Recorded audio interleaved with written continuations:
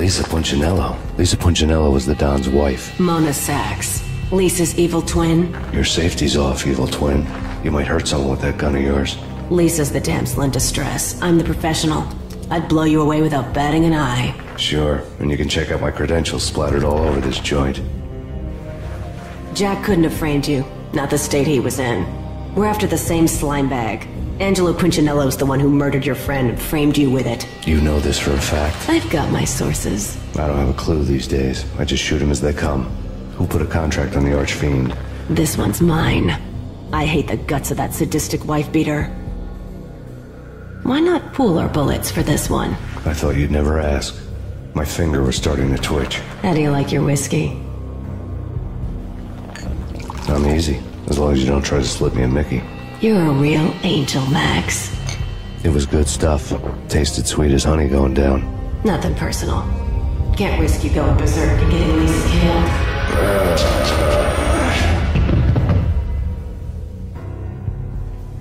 The nightmare was always the same. Violent shapes moving in darkness, old and ugly. The killer's mad laughter was a riddle filled with wicked innuendo.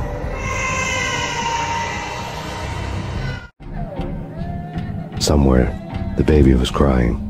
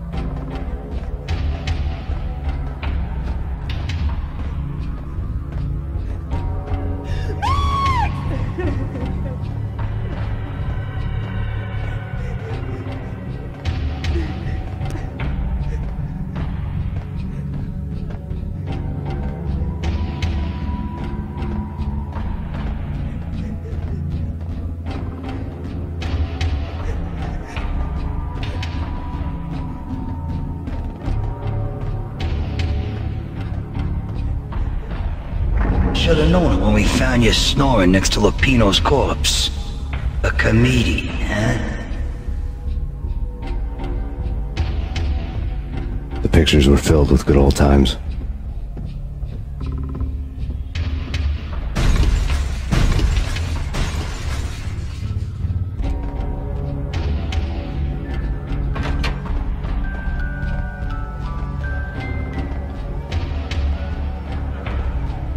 I really love the Whites. Captain Baseball Bat Boy's my favorite.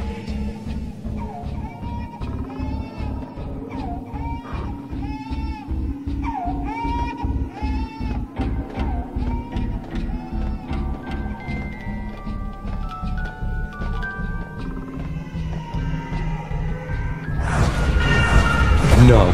No, no, please God, no.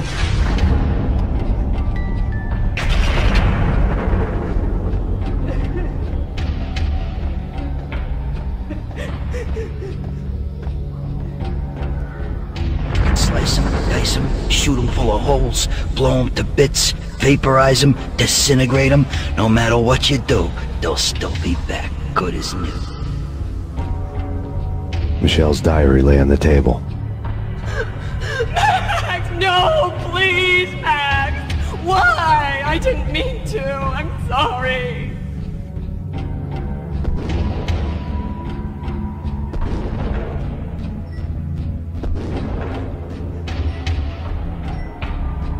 Murderer! You killed her! Nothing like that ever happens in the real world.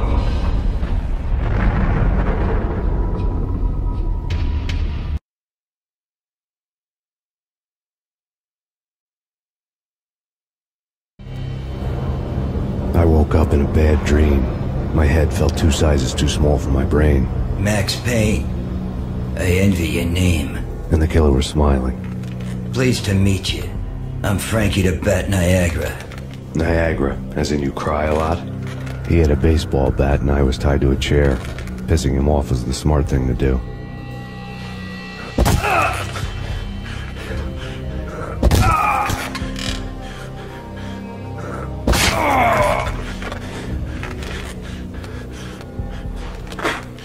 Nothing wrong with a little laugh now and then. Take me, for example. I love to watch cartoons. Cartoon violence is a fascinating thing. Let's take a break. I need to take a leak and maybe grab a cold one at the bar. Don't worry. I'll be back to finish this off. And then, it's checkout time. You play, you pay, you bastard. He swaggered out, and the door clanged shut behind him, locks clicking into place. Everyone makes mistakes. Mine hadn't been to crack jokes about the goon with the bat. He'd have cracked my skull regardless. It hadn't even been to trust a girl with a gun. I had blindly gone after the first bad guy on my hit list when I should have been aiming further up the ladder, at the head of the Punchinello family. I couldn't bring myself to be pissed at Mona. Guess I had a soft spot for a pretty face.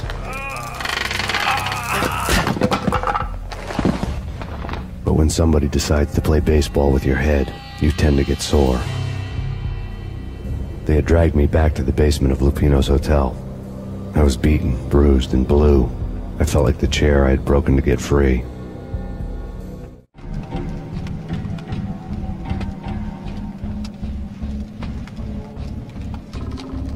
All I had was Niagara's bat, sticky with my own blood.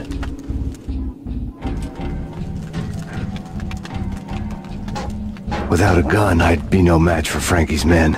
I'd have to play hide and seek with them. It's Frankie's turf. We'll take care of it. Yeah, I know. Hey, yeah!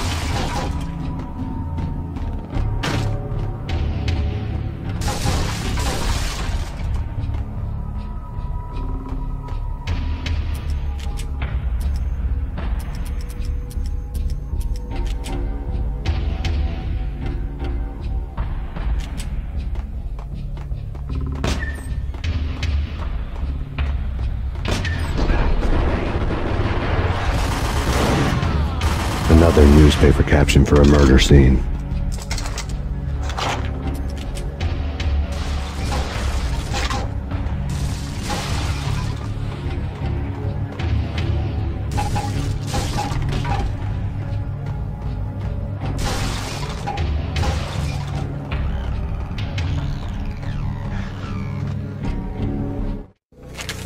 Frankie had left his calling card, a Captain Baseball Bat Boy strip, next to a sewer passage filled with bodies.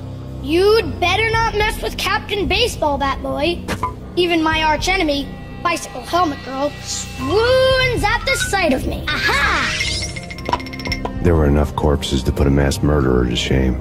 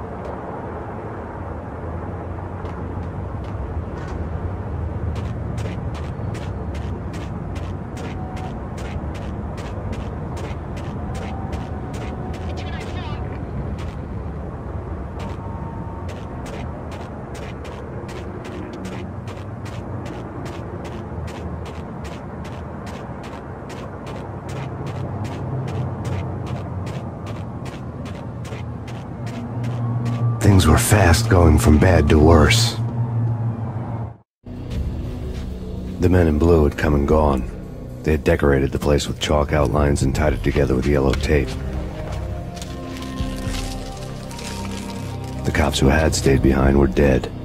Frankie, his boys, and I had the place all for ourselves.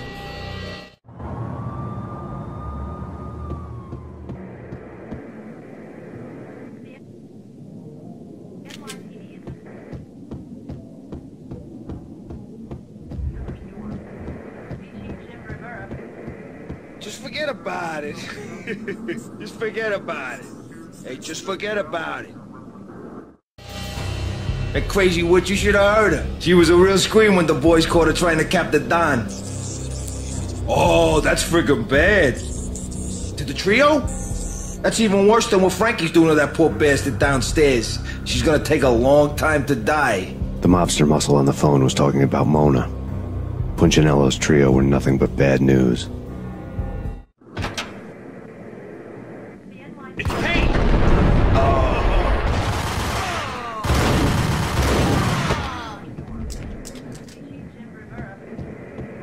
More evidence that Punchinello didn't like me much.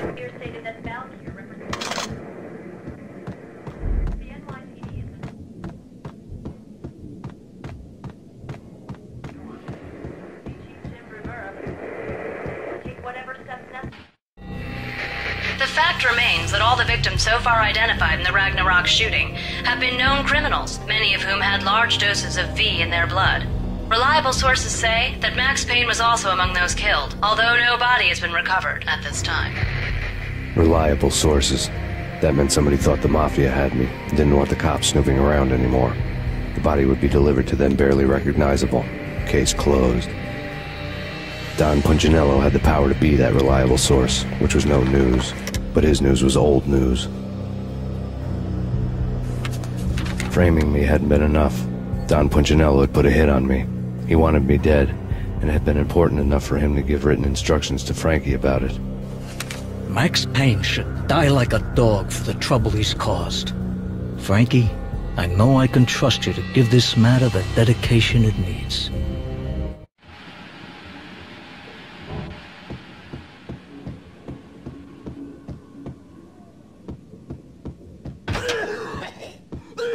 What the?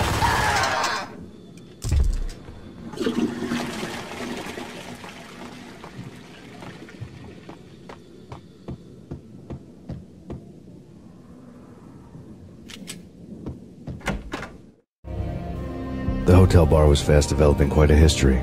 True to his words, Frankie was there, having a beer. Jesus Christ. How the hell did you get loose? Got bored waiting. Thought, what the hell, we could just as well finish this here.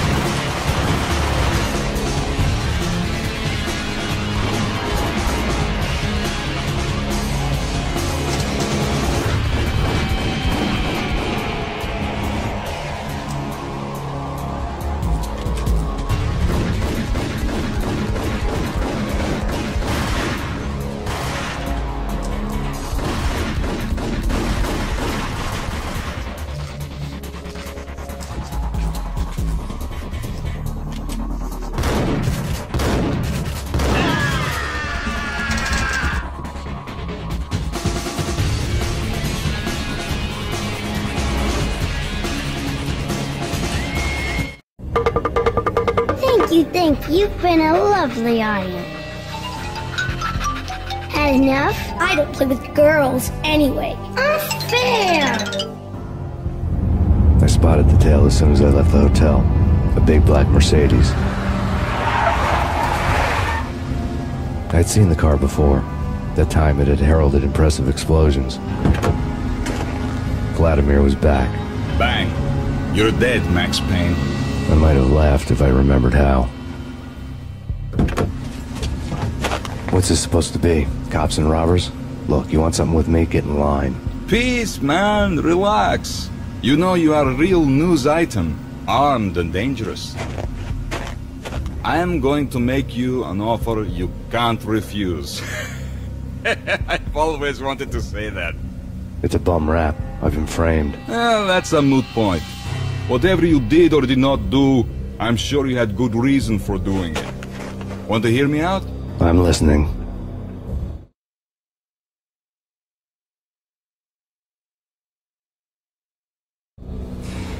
Punchinello messing with V is bad for business all around. But that's not all.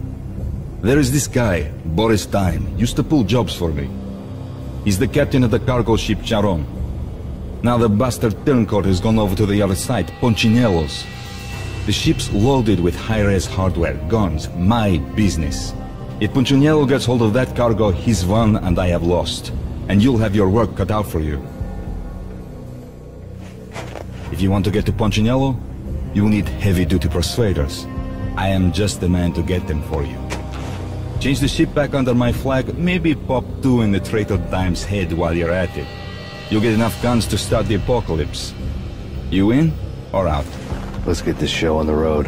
Vladimir was one of those old-time bad guys with honor and morals, which made him almost one of the good guys. None of us was a saint. The Brooklyn riverfront was a maze of rusty containers, sharp-boned cranes looming up from the snowstorm. On a night like this, you couldn't help but think of the dark army of dead men sleeping with the fishes, cement shoes in line. No Minotaur lurked in this labyrinth, but somewhere out there, on the clanking deck of his cargo freighter, the skipper of the Charon was waiting, like the ferryman of the river Styx.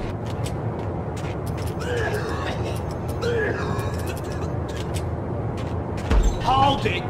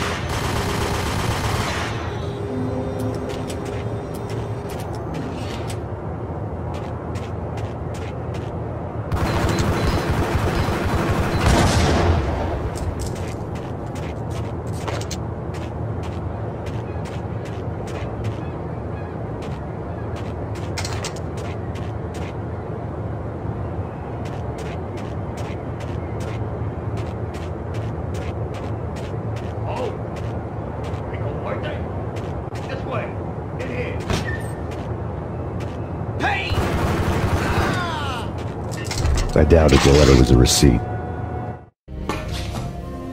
Rico Muerte had come to town to do more than just sort out family troubles. Exhibits number 1, 2, and 3. A briefcase of money, a sniper rifle, and an envelope with one word neatly printed on a folded piece of expensive paper. Mayor. It didn't sound like a mafia contract at all. It was too cold and too to the point.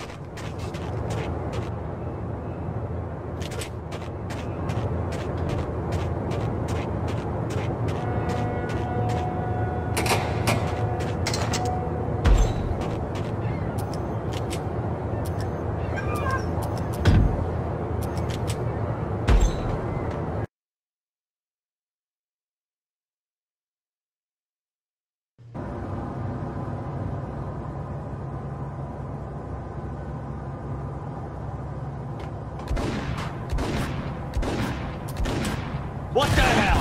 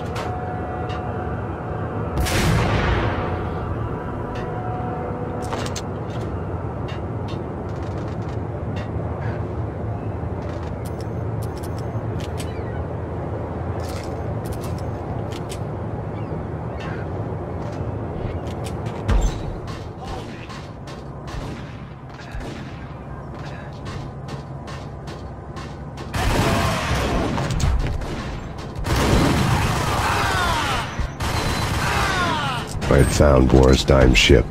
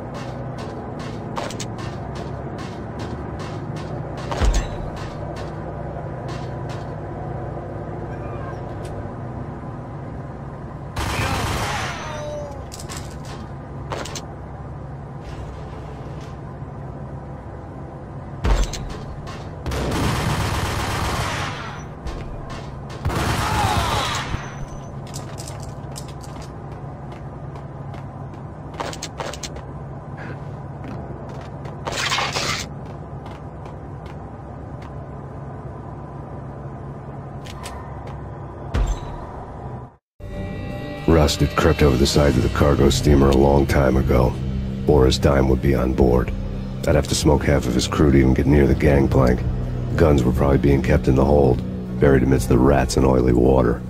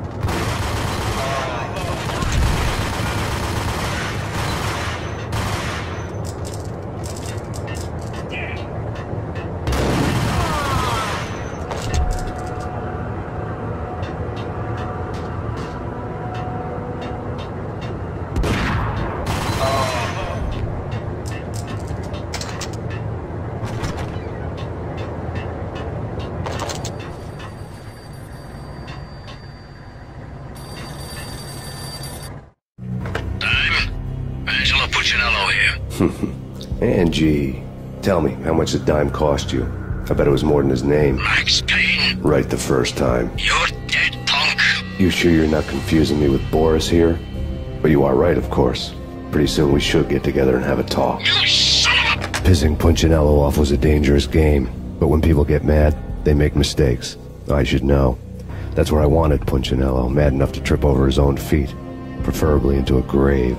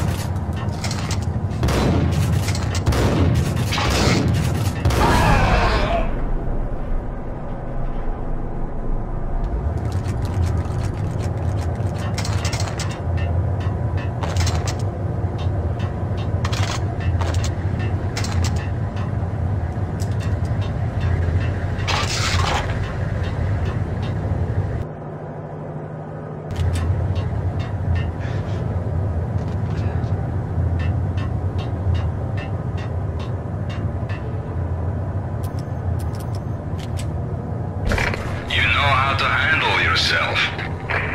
Anybody who says different is calling me a liar. Glad of you here. Collect all the guns and ammo you want. Meet me on the bridge afterwards.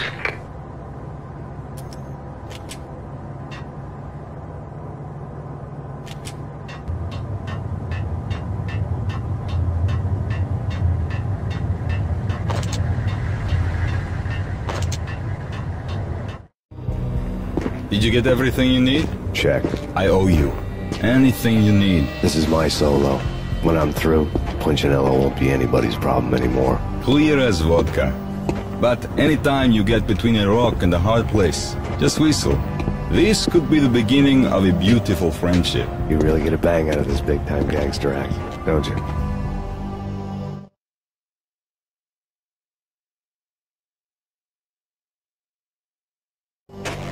Even with all this firepower, I figured I couldn't get to Punchinello at his manor.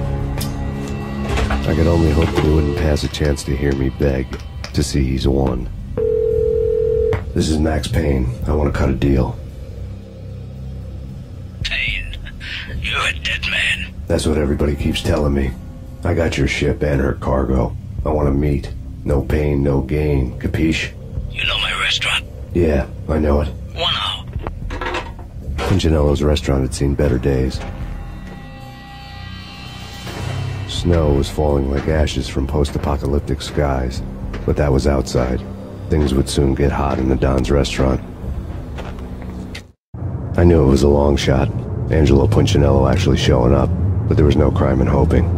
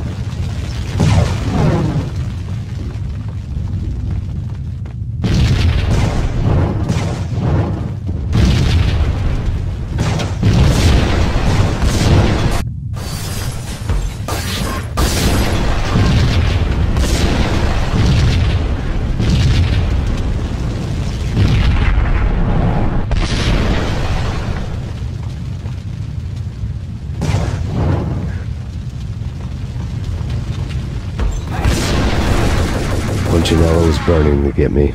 The feeling was mutual. He was trying to put out my flames with gasoline.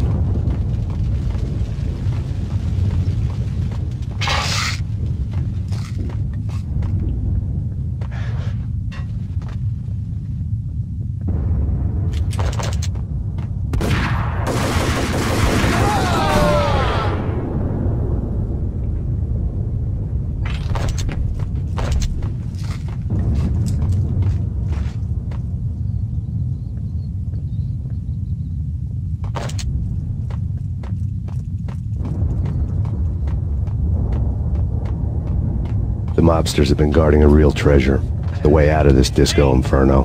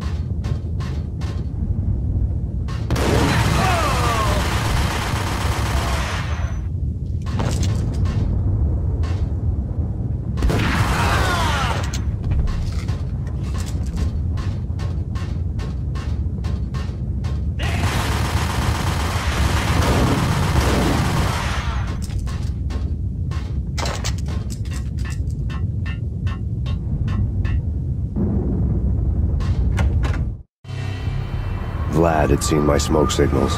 The Mercedes was revving to go, almost drowning out the Banshee well of the sirens. You coming? We'll drop you off at the Punchinello Manor. Sounds good to me. When this is over, look me up. I could use a professional like you. I'll keep that in mind.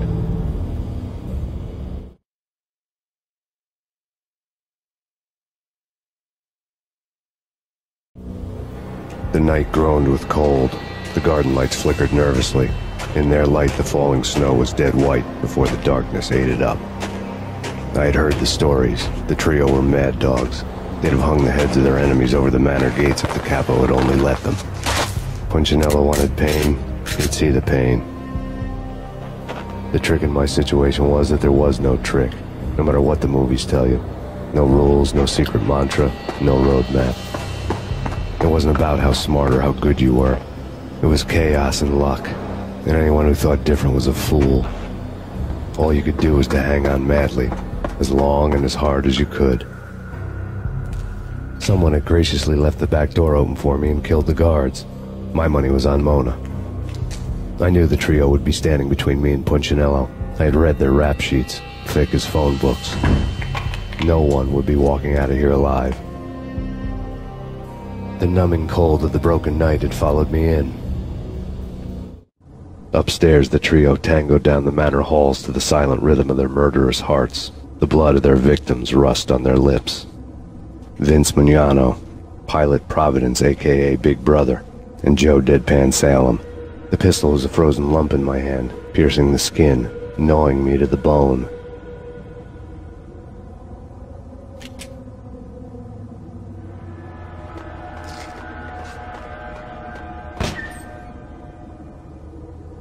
In death, the thug had been promoted to messenger.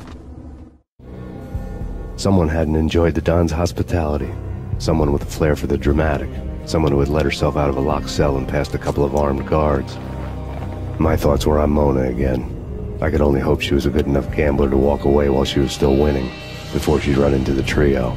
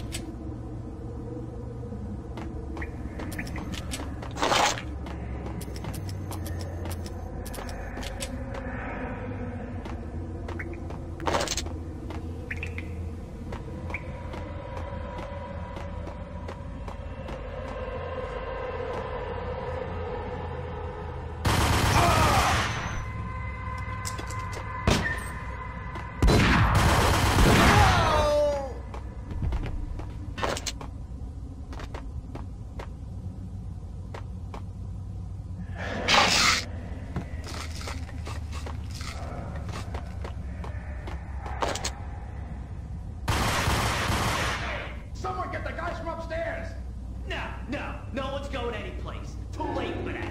He walks in, we waste him. Benny and Joe and Pilot won't get the credit for this kill.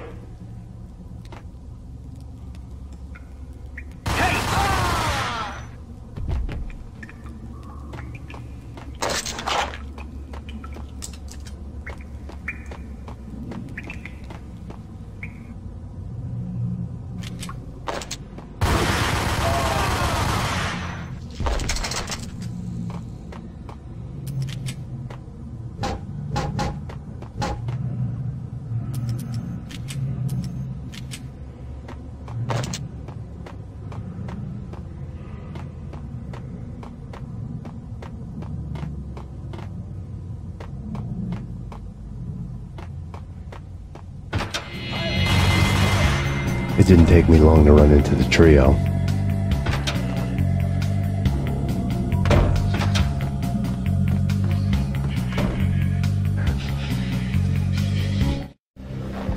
The word on Lisa Punchinello was that she was a bit of a witch. The tarot cards on the kitchen table fit the picture. They weren't my kind of cards, but I was willing to take a crack at the hand Mrs. Punchinello had dealt. The first card was the Tower. Maybe that was supposed to be the manor. It got easy after that. The devil was the master of the house, and death was me, coming for him.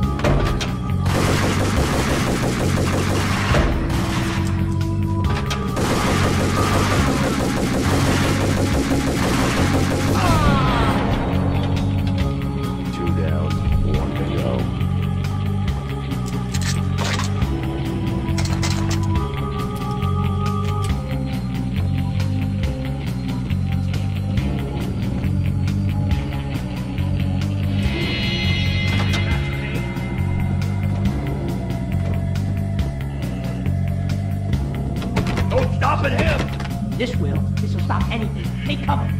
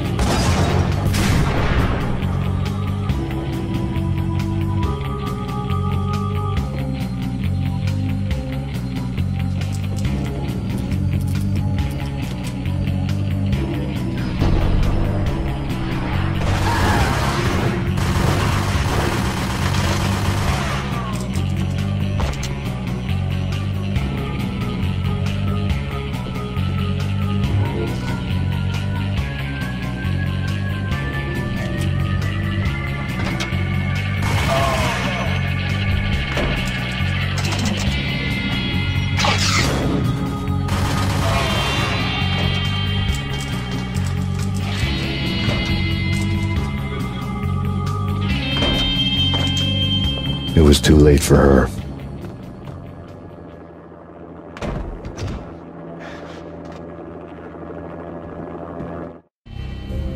You're a real angel, Max.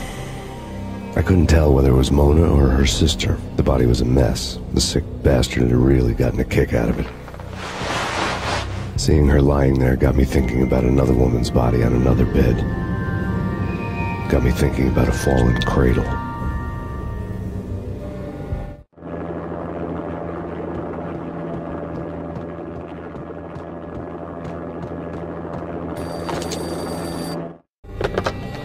Max Payne. Talk to me.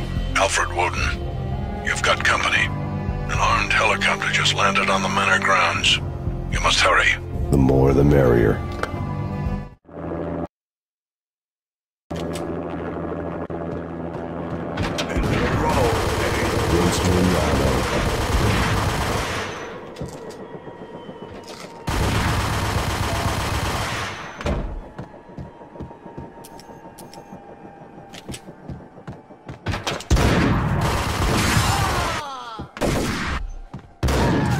Punchinello's trio was done for.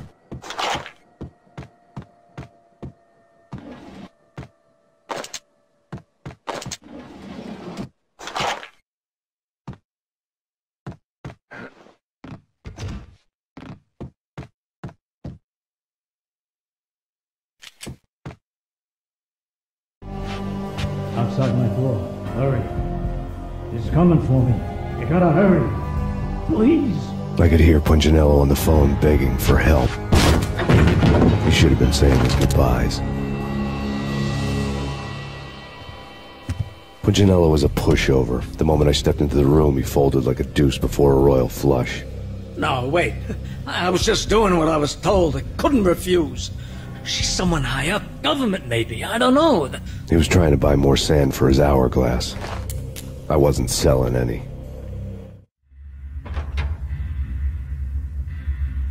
No, I told him nothing.